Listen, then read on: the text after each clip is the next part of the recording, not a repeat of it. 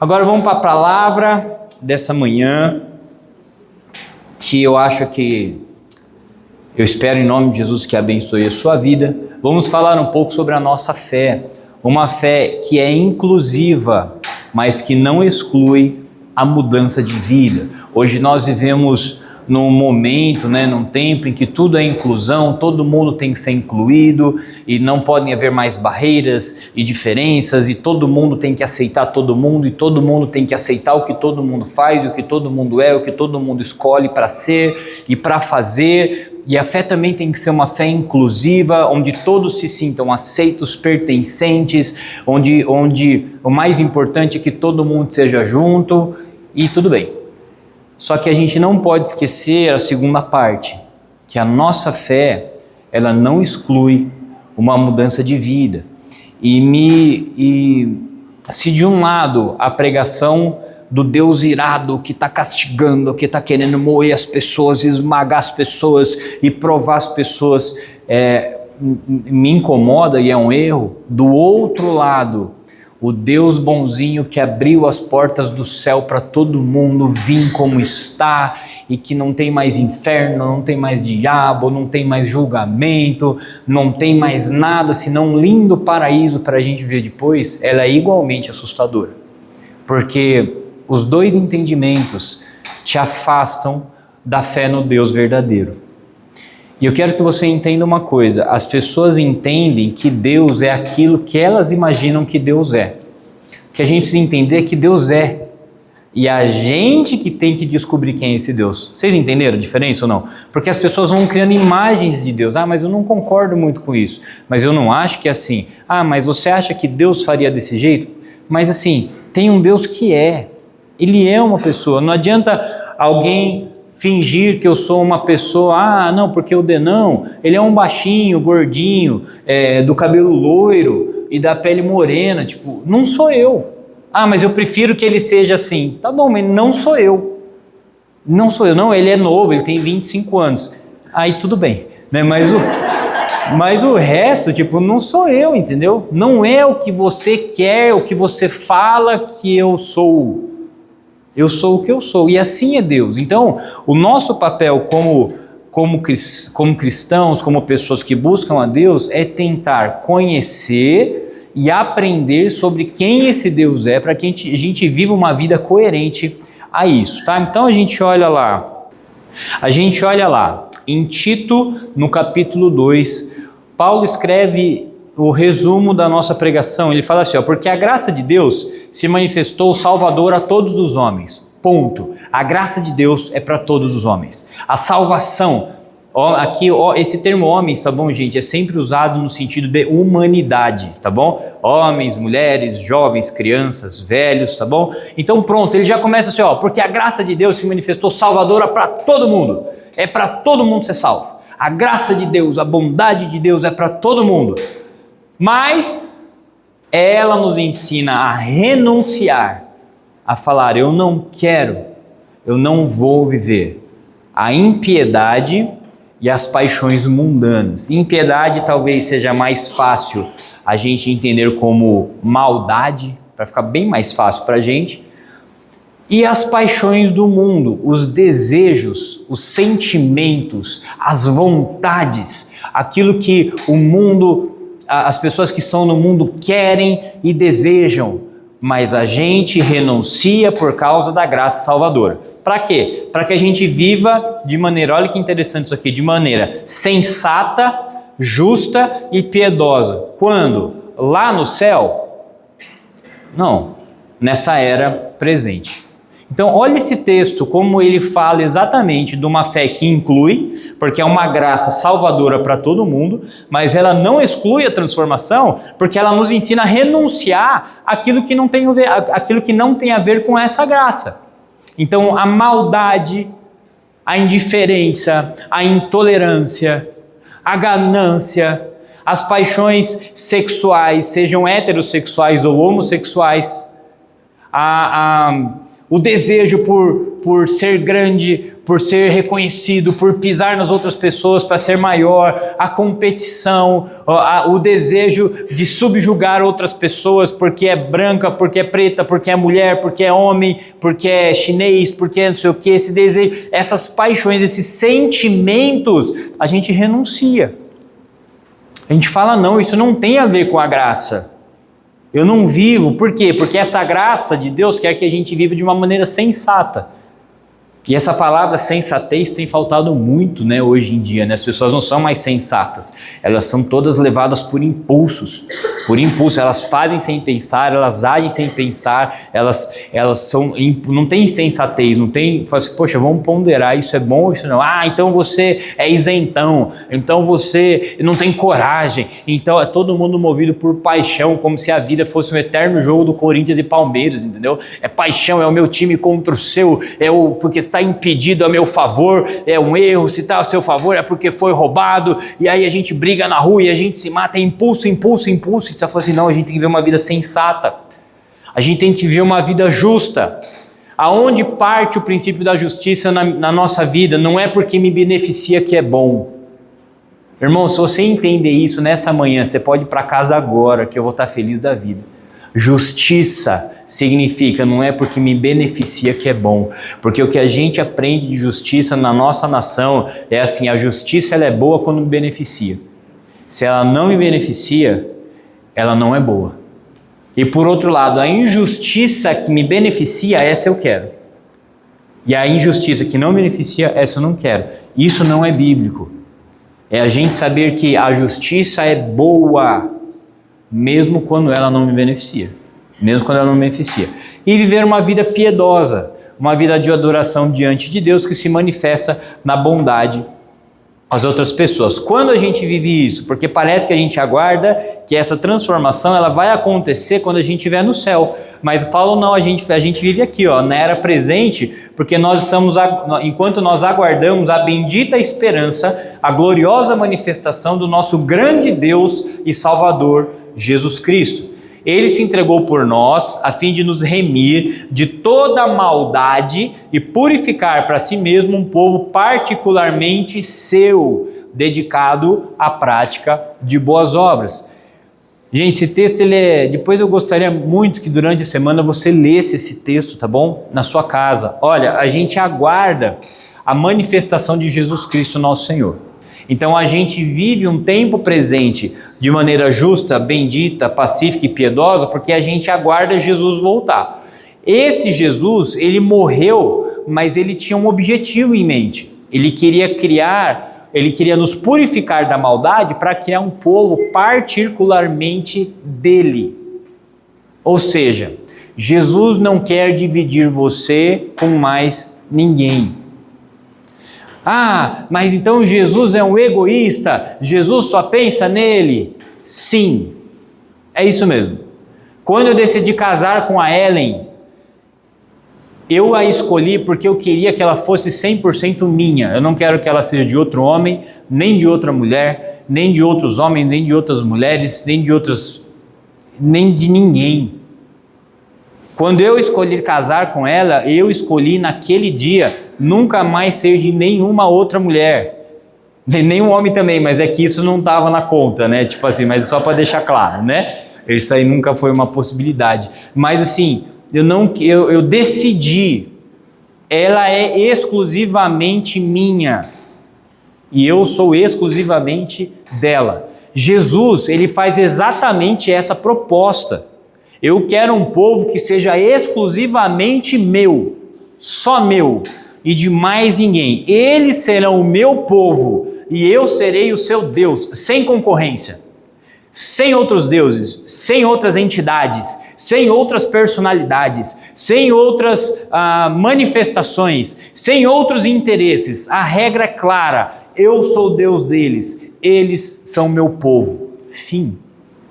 Ele queria um povo particular. Por isso que a fé cristã, ela é uma fé inclusiva no que diz respeito à graça de Deus se manifestou salvadora para todo mundo, mas ela é exclusivista quando ela fala assim, eu não aceito outros deuses, não aceito outros ídolos, não aceito outra concorrência. Quem quiser ser meu, o coração tem que ser inteiramente meu. Essa é a proposta que Jesus faz para você.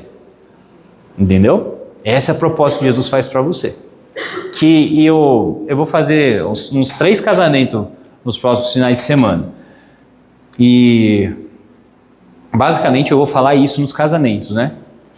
Que quando a gente olha para a Bíblia tem umas coisas que são interessantes. A criação da humanidade começa com a narração, com a descrição de um casamento, né? Adão e Eva. Adão e Eva deixam o homem, seu pai e sua mãe, unem-se sua mulher, produzam filhos e filhas e enchem o mundo. A Bíblia termina com um casamento. Qual que é o casamento de Apocalipse? Vocês sabem? Jesus com a noiva, que é a igreja. Olha que interessante. No meio disso, quando Jesus encarna nesse mundo, qual que é o primeiro registro de um milagre público de Jesus? Aonde foi? Num casamento.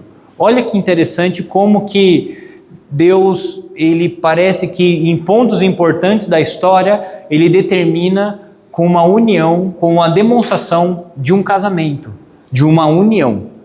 Né? E eu pensando nisso, enquanto estava pensando nesses casamentos, eu falei, olha que coisa interessante, né? Porque a história começa com um casal, termina com um casal, e quando Jesus vem para mostrar a salvação, ele escolhe mostrar isso numa festa de um casamento. Aí as pessoas, os fariseus chegaram assim, mas na lei fala que um tem que sair da carta de divórcio, e se um morrer, o outro morrer, e aí Moisés fala para dar o divórcio para a mulher, não sei o quê. Aí Jesus ele responde assim, olha, Moisés falou isso por causa da dureza do coração de vocês. Então, tipo assim, vocês vão fazendo umas besteiras, e a gente tem que vir atrás costurando para dar um jeito, mas no princípio não foi assim. No princípio Deus estabeleceu homem e mulher. Pronto, que o Deus não separe o homem. Então quando a gente pensa no que Deus quer com você, você tem que pensar assim, que é como se você fosse uma noiva que está sendo preparada para encontrar o noivo, para vocês casarem e vocês serem um do outro. É isso, gente. É isso. Nossa, mas você não acha que Jesus ele é muito machista e opressor e ele quer ser então que você seja, é tudo em torno dele? É, isso, agora você começou a entender. Porque a Bíblia fala assim, porque dele, por ele e para ele são todas as coisas. É isso. Mas e a liberdade? E a minha vontade? Tem uma serpente vendendo tudo isso na esquina, meu irmão. Tem uma serpente bem boa falando exatamente isso. Jesus fala, um povo particularmente meu. Mas olha qual que é a característica desse povo. Dedicado à prática de boas obras. Então uma das características desse povo particular de Deus é que esse povo faz coisas boas. Esqueça pensar em boas obras como obras de caridade. Porque às vezes a gente limita boas obras a isso. Levar a cesta básica para o pobre, ajudar o orfanato no final do ano, e a gente, não é isso, não são essas boas obras, isso faz parte, mas é uma vida de bondade, entendeu? É uma vida, boas atitudes, sempre que a gente pensar em Jesus a partir do ponto de vista do casamento, você tem que pensar o seguinte, quem é casado aqui levanta a mão, quem é casado e o marido ou a esposa não está aqui agora, tem alguém? Isso. Mesmo que elas não estejam, você continua casado ou não? Sim ou não? A sua postura é uma postura de uma mulher ou de um homem casado? Por quê? Porque você tem um pacto, que vocês são unidos, não importa se vocês estão perto ou não. Então, quando a gente limita Jesus a algumas áreas da nossa vida, a gente perde o pacto. Porque as boas obras não são tipo, eu vou lá no orfanato, no Natal e no Ano Novo, tiro foto com os orfinhos, dou umas roupas para eles, uns panetones e me sinto bem porque cumpri minha parte. Isso é muito pouco, porque as boas obras são uma vida de atitudes boas. Mesmo quando Jesus, entre aspas, não está vendo, quando ele não está perto. Por quê? Porque ele está lá no céu. Mesmo quando a igreja não está vendo, mesmo quando a igreja não está perto, a minha vida é uma vida de compromisso com esse noivo que um dia vai chegar. Está fazendo sentido para vocês ou não? E aí, então Paulo termina falando para Tito, isso que você deve ensinar, exortando-os e repreendendo-os com toda autoridade, e que ninguém despreze você. Vamos lá, agora uma pergunta. Todas as religiões levam a Deus? Da onde surgiu essa pregação? Estava lá no grupo com os amigos, né? E aí começou a falar que fulano agora foi pro candomblé. E o outro fulano foi para Umbanda. E que começou a crescer, e aí um falou, não, lá na faculdade que eu dou aula, agora os jovens, os adolescentes estão tudo indo pro Umbanda, candomblé, quimbanda. Eu realmente, irmãos, eu não faço a menor ideia da diferença de um para o outro, entendeu? Para mim é tudo macumba, tudo se resume à famosa macumba, né? Aí eles tentam explicar as diferenças, mas eu não entendo nada. E aí, a maioria do grupo lá é católico, né, e evangélico, e aí falou assim, não, eu respeito, mas Deus me livre. Aí eles começam a falar, não, o importante é que cada um na sua religião, todo mundo faça o bem.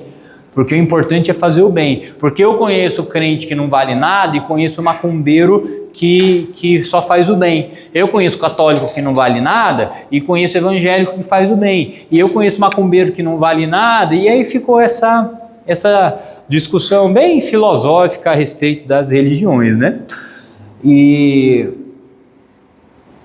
Mas é interessante porque os evangélicos e os católicos, eles chegaram à mesma conclusão.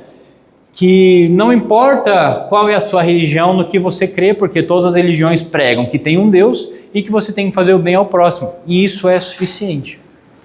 Aí a gente entra numa questão interessantíssima, que foi por isso, inclusive, que eu montei essa pregação. Nenhuma religião leva a Deus. Nenhuma religião leva a Deus. Quando nós pensamos, por exemplo, na Bíblia, e a gente pensa lá no Antigo Testamento, e todas aquelas regras que o Moisés foi passando para o povo e o povo cumpria aqueles rituais. O que a gente tem que entender? Nós, como comunidade, como sociedade, nós precisamos de símbolos e de rituais que representem alguma coisa. Então, por exemplo, quando você vai casar, o que é o casamento? O casamento é um símbolo que você está deixando seu pai e sua mãe, está sendo entregue para um homem diante dos seus amigos da sociedade.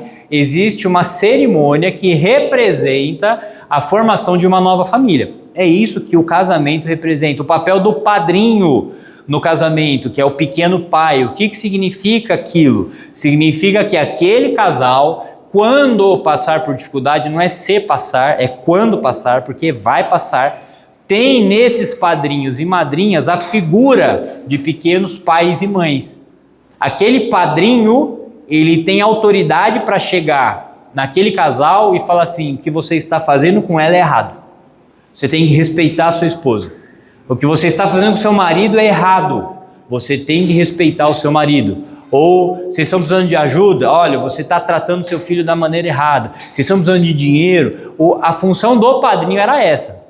Hoje a função do padrinho é mais tirar foto mesmo, né? E colocar o champanhe lá, e aí cada um usar o vestido da mesma cor, né? E aí virou mais essa questão de foto mesmo. Mas o que padrinho, madrinha e casamento representam, significam, é isso, né? Então, essas coisas fazem parte. Para quê? É como se fossem sinais de trânsito. Uma placa fala que todo mundo vai para lá, a outra placa fala que todo mundo vai para cá. Por quê? Porque se cada um for para um lado que quiser, a gente vai trombar e a gente vai. A religião, quando constituída, era para fazer isso. Só que o nosso coração, o coração humano, é o coração idólatra por natureza.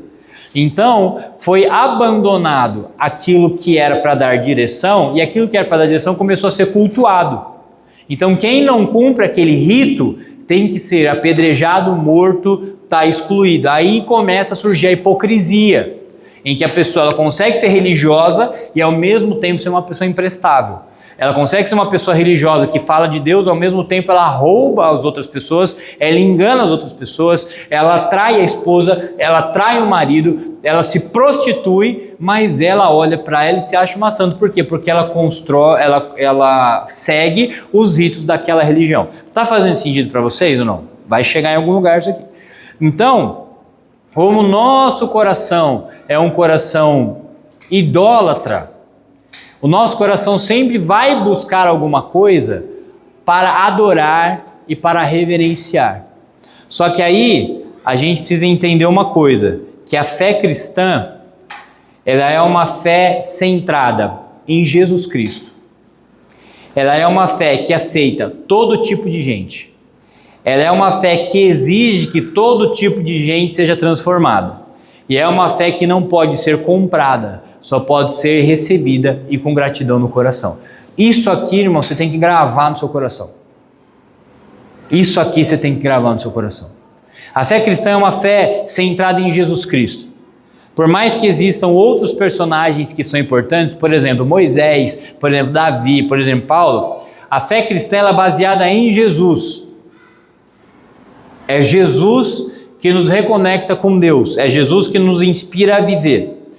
Ela é uma fé que aceita todo tipo de gente. O que isso quer dizer? Que se a pessoa é heterossexual, homossexual, muçulmana, ateu, se a pessoa é espírita, se ela é bêbada, se ela é violenta, se ela é do PT, se ela é do Bolsonaro, se ela é gaúcha, se ela é preta, se ela é branca, se ela é americana, ela é uma fé que aceita todo mundo, fala, olha, a salvação é para você também. Mas essa fé também exige que toda essa gente pegue a sua cruz, morra para os seus pecados e siga Jesus. Então é assim, vem como você está. Depois que você veio, saiba que você não pode ficar como você está. Porque é uma fé de transformação. O que João Batista veio pregando? Arrependam-se, pois é chegado o reino de Deus. Qual foi a primeira pregação de Jesus depois que Jesus foi para o deserto, foi tentado pelo diabo, ele foi cheio do Espírito Santo, né? E aí ele volta no poder do Espírito Santo. A primeira frase que sai da boca de Jesus: arrependam-se, porque é chegado o reino de Deus. O que é arrependimento? É uma transformação profunda na maneira de pensar que me faz viver de uma maneira diferente.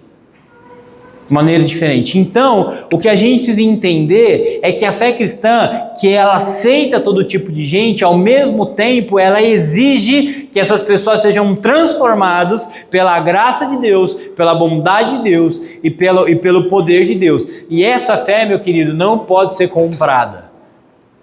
Isso é muito bom, sabe por quê?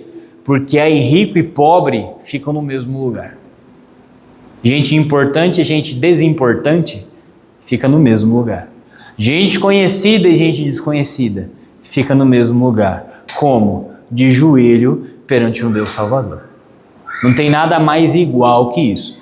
Mas é claro que a religião transforma isso em outra coisa. Vocês estão entendendo que eu não estou falando de rituais, estou falando de uma vida com Jesus Cristo. Amém?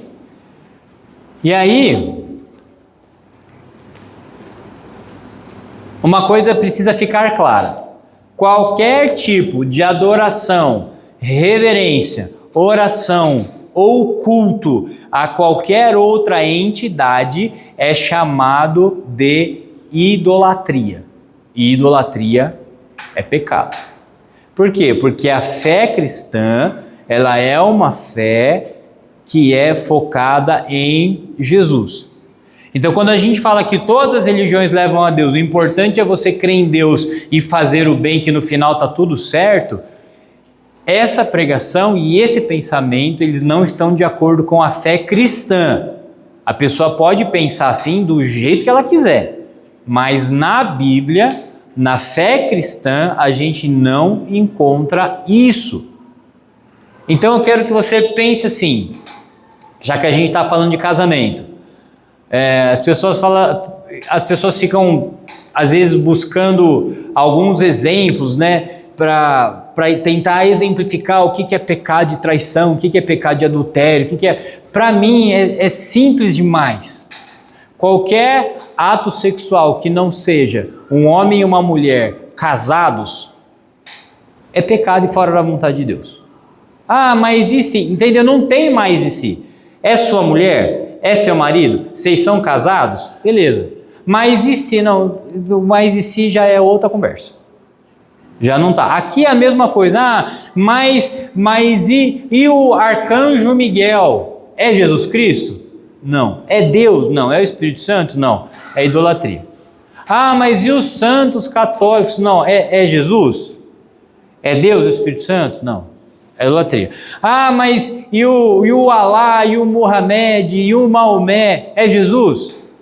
É Deus, o Espírito Santo? Não. É idolatria.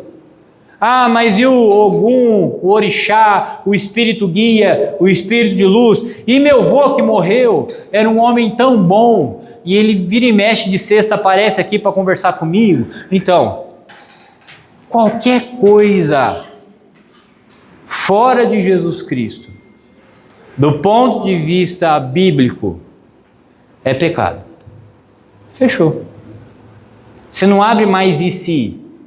Mas e se? Mas e não sei o que? Mas olha isso aqui. Mas e tal. Mas os santos católicos, eles, na verdade, foram imagens que foram criadas para que inspirassem as pessoas a trilhar o caminho do Agostinho, de Maria, do apóstolo Paulo, para que fossem como uma fotografia, para que as pessoas se inspirassem. Lindo isso. Nossa, muito bom. A ideia foi muito boa. O que virou é uma desgraça. Mas não, a gente não adora santo. Mentira. Mentira. Adora. Quando faz oração, quando acende vela, quando carrega a estátua da santa. Isso é adoração. Isso é culto. Isso é adoração. Quando faço oração para o arcanjo Miguel, protetor, não sei o quê, quando faço oração para o anjo Gabriel, está na Bíblia. Quando o cara se ajoelhou lá, João se ajoelhou diante do anjo, o que o anjo falou para ele? Fique em pé, porque eu sou conservo seu e de seus irmãos, para dar a salvação. Diante de mim você não ajoelha. Diante de mim você não ajoelha. Quando Paulo e Barnabé começaram a fazer milagres, e aí pegaram os dois lá e jogaram num palco e falaram: olha, Júpiter e Netuno, Júpiter e Mercúrio estão entre nós, e começaram a cultuar eles. Eles ficaram desesperados, largaram a roupa assim: para, a gente é homem igual a vocês, para, adoração é só para Jesus, para, adoração é só para Jesus. As pessoas e as entidades espirituais que receberam alguma adoração na Bíblia, todas elas negaram e falaram: adoração não é para mim, adoração é para Jesus. Então, quando a gente está falando de religião, no sentido do termo correto, que é religar, né? Religar a pessoa a Deus, qualquer tipo de adoração, culto ou reverência que não seja através de Jesus, meu irmão, é pecado e não está de acordo com a fé cristã. Isso ficou muito claro ou não? Então tá bom. Olha lá. Porque isso é bom e agradável diante de Deus, nosso Salvador, que quer que todos os homens se salvem. Aqui nós vemos de novo o quê? A fé inclusiva. Ele quer que todos se salvem e venham ao conhecimento da verdade. Qual que é o conhecimento da verdade? Porque há um só Deus e um só mediador entre Deus e os homens. Quem? Jesus Cristo. Então, pessoal, é bom e agradável a Deus que vocês orem por todos os homens, pelas autoridades, pelos governantes, pelas famílias. Isso é bom e agradável diante de Deus, porque Ele quer que todos os homens sejam salvos, e eles também querem que as pessoas venham ao conhecimento da verdade. Qual que é esse conhecimento? Tem um só Deus. E a ligação entre esse Deus e os homens é um homem. Qual homem? Jesus Cristo. E o que esse Jesus Cristo fez? Ele deu a si mesmo em preço de redenção por todos, para servir de testemunho ao seu tempo. Então aqui de novo, Paulo chama a fé a uma fé exclusiva. Tem um só Deus. Baal, Dagon, sei lá, o nome dos outros deuses, não tem, só tem um Deus. E a mediação entre esse Deus e nós, ela não acontece através da igreja, através do apóstolo, através do profeta, através do ungido de Deus que sou eu, e eu sou a voz de Deus para a sua vida, através do padre, através do papa, através dos santos, através da sua oferta, através do seu sacrifício. Isso não acontece. O que faz a mediação, o elo, o que conecta você a Deus é Jesus Cristo, só. Não tem mais e se, não tem também, não tem ajudante. Todo o resto se resume a sermos cooperadores de Cristo, uns aos outros, ajudando em amor, para que a gente herde a salvação. Só há um mediador entre Deus e os homens, Jesus Cristo. Mas o que a gente faz com quem acredita e vive em outra coisa? Muda aí, Vitão, por favor. Porque a questão toda lá no debate, no grande debate teológico que teve lá no grupo, né? Era essa. Você como cristão, o que você faz? Com quem é católico, evangélico, é ateu, é macumbeiro, é espírita, é agnóstico, é budista, é xiita, marxista, capitalista. O cara é gay, o cara é heterossexual, o cara é bissexual, o cara como que é aquele que o povo é cachorro, lobo? Tride, Therian, né? O cara é Therian, o cara é espartano. Hã? Também. Fazer o quê? Mas o que a gente faz? Irmãos, eu vou falar para vocês a minha política pessoal, tá bom? Eu sou o cara que não enche o saco de ninguém. Sou o cara que não enche o saco de ninguém. Não encho o saco. Não sou pentelho, não fico falando, não sou.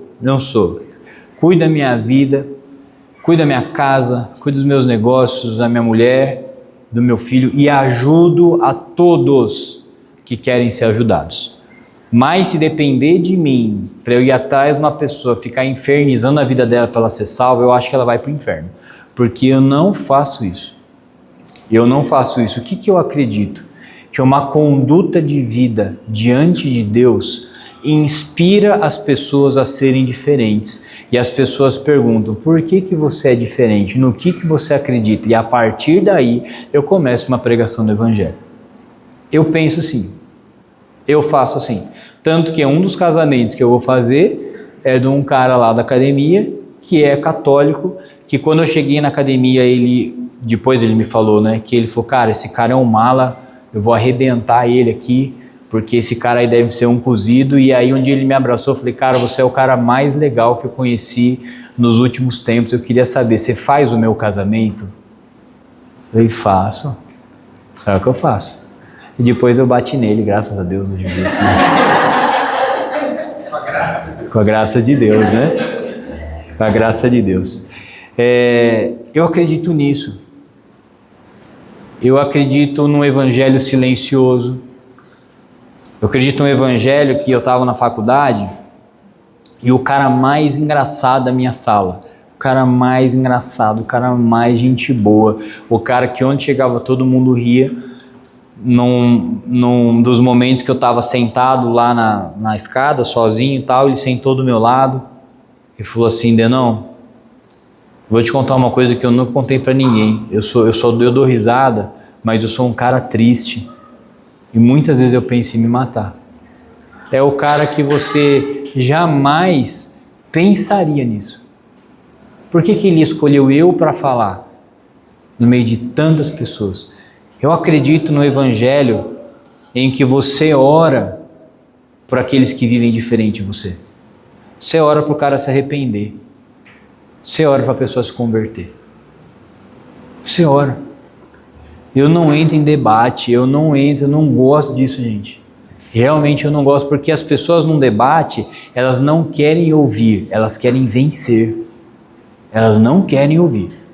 Você coloca um bolsonarista e um petista para conversar, eles querem estar certo, eles querem ganhar, eles não querem ouvir, eles não têm lucidez para ouvir. Tem um processo que acontece no cérebro, né, que a pessoa bloqueia, e ela vai, porque ela quer ganhar, e aí sai os dois com a sensação que eles ganharam o debate. Entendeu? Quando você começa a debater com uma pessoa, debater, quer mostrar, provavelmente isso não vai dar em nada. Quando você ora para essa pessoa se arrepender e para essa pessoa se converter, você vai encontrar um espaço na vida dela para que ela veja Jesus em você. Entendeu? E o que você faz? Você faz o bem. Seja gentil e ajude. Jesus falou isso, irmãos. Seja gentil e ajude. Ah, mas ele é gay, ele é espírita, ele é macumbeiro, ela é essas mulheres da vida, ela é isso, ele é aquilo. Seja gentil e ajude. Cara, para de ser chato, para de ser uma mulher chata, entendeu? Para de infernizar a vida dos outros, vai cuidar do seu maridão, dá um talento nele, entendeu? Faz o homem dormir feliz toda noite, vai cuidar dos seus filhos, vai fazer uma academia, entendeu? Vai cuidar da sua mulher, vai jogar uma bola, vai fazer uma musculação, vai trabalhar, vai curtir seus netos. Você fica lá, olha, fulano, tá vendo? Ó aqui agora, essas viadagens aqui, ó, porque tá vendo isso aqui? Ah, meu Deus do céu, se é meu filho, eu dava uma cintada. Já vai cuidar da sua vida, entendeu? Vai ser feliz, meu irmão, vai orar, vai ler a Bíblia, me chama para ir tomar um café na sua casa, entendeu? Me chama, né, Pailão? Vai, chama, comer uma pizza, vamos conversar, vamos falar de Jesus, gente, vamos viver. Vamos viver. Tá todo mundo querendo ser chato. Tá todo mundo... Aí sabe uma coisa que acontece? Todo mundo vai se distanciando. Porque todo mundo quer vencer. Irmão, Jesus já venceu, você não precisa vencer. Seja uma pessoa boa. Ninguém tem resistência a uma pessoa que ajuda e que faz o bem. Você pode pegar a pessoa mais radical que ela seja. Você faz o bem para ela, você quebra a estrutura interna dessa pessoa. Você quebra. A gente jogava bola, né? E aí uma vez, era muito bom de bola, gente, numa coisa assim que, infelizmente, o Brasil perdeu um grande jogador, mas o Senhor quis que eu fosse pastor, né? Então eu tive que abandonar o futebol. Eu consagrei meu Isaac, né? Eu sei. E era um jogo entre duas igrejas, né? E o juiz era gay. E aí não é porque ele era gay, é porque ele era um juiz muito ruim, ele errava muito, né? Só que aí, numa das vezes que errou, os caras começaram a xingar ele, xingar. Ah, seu viado, você vai pro inferno, porque você é gay, e não sei o que, cara. E foi interessante porque eu tava no campo assim, a hora que ele virou, eu vi que escorreu uma lágrima do olho dele, assim, sabe? Aí eu falei, cara, isso não é certo. Isso não é certo. Aí acabou o jogo, tá? Ele trocou, foi embora. No outro dia eu liguei pra ele. Eu falei, cara, vou falar pra você, eu queria pedir perdão pelo que aconteceu ontem pra você. Aquilo que você ouviu, aquilo que eles falaram pra você, da forma como eles te ofenderam. Porque Jesus não faz isso. Aqueles desgraçados, filho da que te xingaram, não falei isso não. Eu só falei que ele começou a chorar no telefone.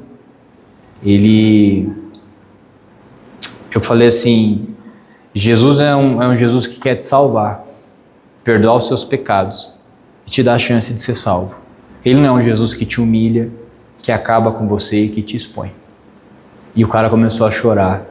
E falar, muito obrigado, você tirou um peso do meu coração. Fim. Todas as vezes que a gente jogou bola, depois alguém encostava em mim e o juiz me dava falta. Olha que benção.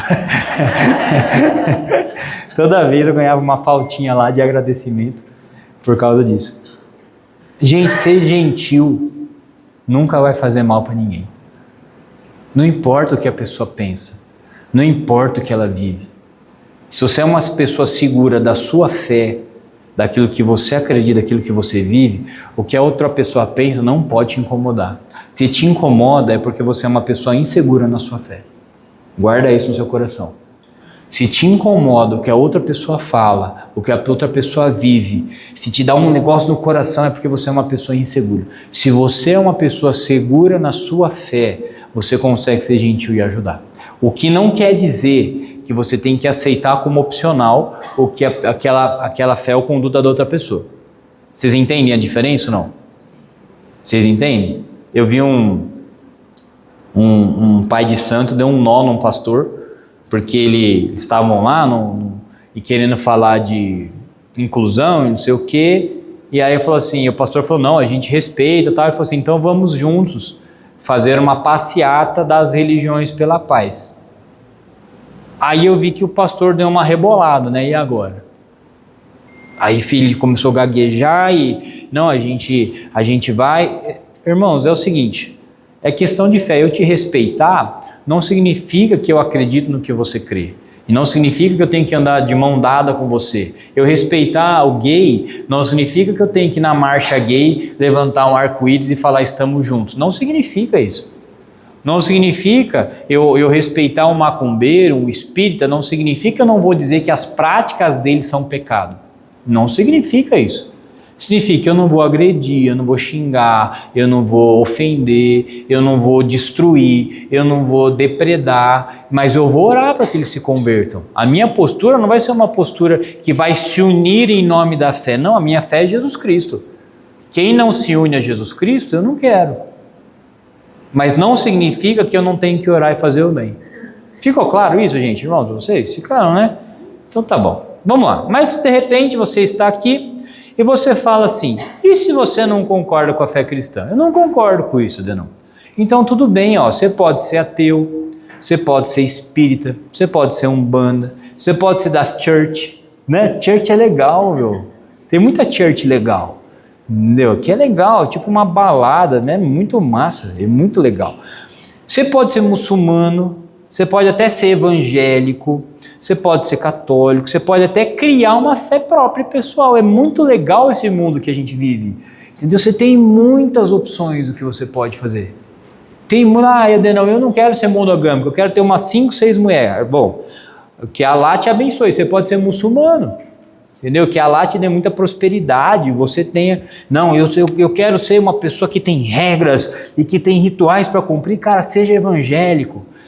Seja um bom evangélico, sabe? Não, mas eu gosto do santo lá da minha avó, do meu avô, porque meu avô fundou a paróquia lá, não sei o que. Seja católico, entendeu? Eu não acredito em Deus, eu acredito no universo, eu acredito numa criação espontânea, eu acredito num ser superior. Seja agnóstico, seja o que você quiser. O que não dá, gente? O que não dá é para você fazer Jesus Cristo aceitar suas ideias e vontades. Isso não dá, entendeu? Aí que eu acho que é uma confusão. Eu não me incomodo de maneira alguma quando eu vejo pessoas falando, por exemplo, os católicos falando das seitas protestantes e que por nós não estarmos vinculados à Igreja Católica, o nosso destino é a perdição eterna. Eles pregam isso, não sei se você sabe, porque parece assim que é evangélico que não gosta de crente, né? Mas o evangélico que não gosta de católico. Mas a pregação de muitos católicos é que as seitas protestantes, que derivam de Lutero, todos nós vamos para o inferno. Você sabe o quanto eu me preocupo com isso? Nada. Nada. Quando o cara lá da Umbanda, do Candomblé, ele fala que o verdadeiro guia forte é o orixá tal, é o Ogum, é o Oxóssi, é a Maria Padilha. Irmãos, vocês sabem o quanto eu me preocupo com isso? Nada. Quando um ateu fala que Deus não existe, ele pega lá um artigo científico e ele mostra, ele prova que a Bíblia está errada nisso, está errada naquilo. Sabe o quanto eu me incomodo com isso, gente? Nada. Por quê? Porque eu sou seguro da minha fé. Eu já tive experiências demais com Deus, para abandonar o que eu vivi. Eu já sei o que Deus fez na minha vida. Eu sei as orações que o meu Jesus respondeu. Eu sei os demônios que eu expulsei e que saíram em nome de Jesus Cristo. Eu sei as pessoas que eu vi que foram curadas por causa do nome de Jesus Cristo. Eu sei as pessoas que mudaram de vida, casamentos que foram restaurados, pessoas que abandonaram a droga, o vício, a pornografia, se transformaram em homens e mulheres de Deus por causa de Jesus Cristo. Eu já vivi demais com Jesus para achar que qualquer ateu vai me convencer de que Deus não existe. Eu vou ficar com medo porque o Papa falou que eu vou para o inferno. Eu não me incomodo com isso.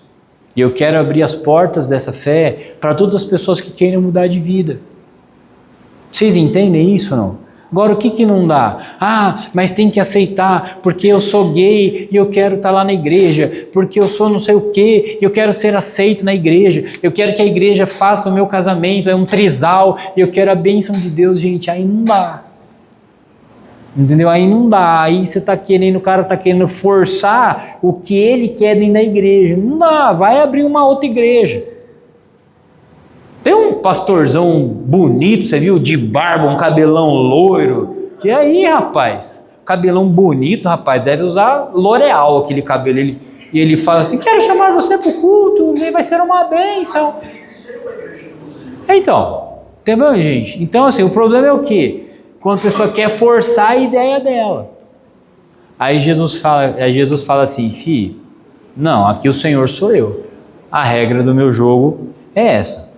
E para a gente terminar, eu quero que isso fique no seu coração, que assim brilhe também a vossa luz diante dos homens, para que eles vejam as suas boas obras e glorifiquem ao Pai que está no céu. Gente, como eu acredito nisso aqui. Como eu acredito nisso aqui. Que se a gente tiver o Espírito Santo dentro de nós, e uma luz que vai fazer a gente ser uma pessoa bondosa, uma pessoa amorosa, uma pessoa firme contra o mal, as pessoas vão ver o que a gente faz. Escuta isso, não é o que você prega, é o que você faz. E através daquilo que a gente faz, as pessoas vão glorificar ao Pai que está no céu. Esse é o meu chamado e esse é o seu chamado. O que eu quis com essa pregação?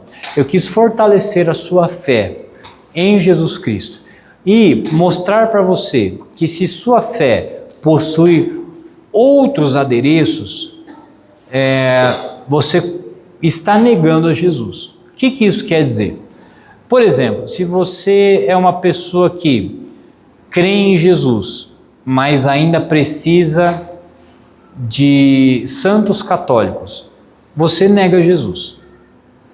Você gosta de Jesus, você crê em Jesus, mas você ainda precisa do centro espírita para te guiar com o espírito de luz, para te guiar com o contato com seu avô, o contato com a sua avó. Você está negando a Cristo.